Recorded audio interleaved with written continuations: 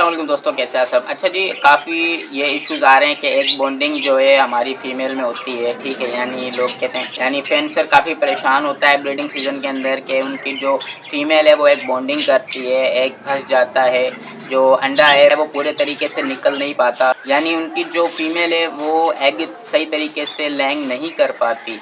तो इसमें काफ़ी रीज़न आते हैं, पर जो मेन रीज़न है वो मैं आपके साथ शेयर करूँगा, तो आप वीडियो पूरी देखिएगा ताकि आपको हर एक चीज़ की नॉलेज हो जाए। उसमें से जो पहली फुर्सत में आता है कि आपको सो फूड अच्छे से अच्छा चलाना चाहिए, उसमें कोई कॉम्प्रोमाइज़िंग नहीं करनी चाहिए।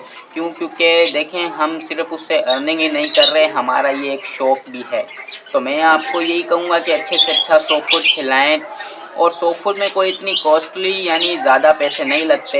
अगर आप देखा जाए तो तकरीबन एक पेयर का जो खर्चा आता है वो तकरीबन 10 से 12 रुपये बनता है। क्योंकि मैं ख़ुद भी अगर सो फूड खिलाता हूँ तो मैं तकरीबन जिस हिसाब से अभी दालों का रेट है, दाने का रेट है, उस हिसाब से देखा जाए तो इतना कोई मतलब ज़्यादा महंगा नहीं है। हाँ, दाना थोड़ा सा महंगा हो चुका है, तो वो भी जो छोटे यानी लेवल पर बर्ड्स का काम कर रहे हैं उनके लिए काफ़ी मुश्किलात हैं, ठीक है। अगर आप अच्छी अर्निंग कर रहे हैं तो अगर अच्छा सो फूड खिलाएँ तो कोई इशू नहीं है। अब बात कर लेते हैं दूसरे पॉइंट के ऊपर। जो दूसरा पॉइंट है वो ये है कि आपको अपने दाने के अंदर सरसों के बीज का इस्तेमाल कराना चाहिए। आपको अपने दाने के अंदर सरसों के बीज का इस्तेमाल कराना चाहिए।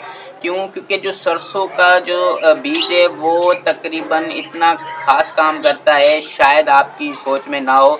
जो सरसों का बीज है वो ऑयली होता है, ठीक है, यानी ऑयल जो होता है उसमें, तो वो क्या करता है कि ऑयल जो उनके जिस्म में जाता है फीमेल के, तो उसको वो अच्छे तरीके से डाइजेस्ट करने के बाद ब्रीडिंग सीज़न आता है तो वो क्या होता है कि अब जब एग लेइंग की बारी आती है तो फीमेल को ज़्यादा मुश्किलात नहीं होती। क्यों? क्योंकि वो ऑयली हो चुका होता है, उसकी जो आते हैं वो भी ऑयल में काफ़ी तर हो चुकी होती हैं, तो इस वजह से वो आराम से एग लेइंग कर सकती हैं। तो कोशिश करें सरसों का इस्तेमाल कराएँ। अब बात आती है तीसरे पॉइंट के ऊपर। तीसरा पॉइंट ये है कि आप अगर ब्रीडिंग सीज़न से पहले विटामिन अपने हिसाब से यूज़ कराएंगे तो कभी भी एग बॉन्डिंग नहीं आएगी, ठीक है।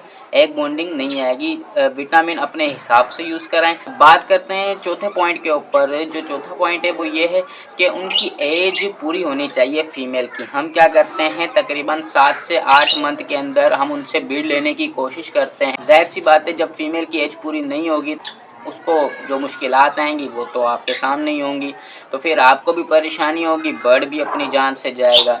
तो कोशिश करें ऐसा हरगिज़ ना करें। इंशाल्लाह मिलते हैं अगली वीडियो में। अल्लाह हाफ़िज़।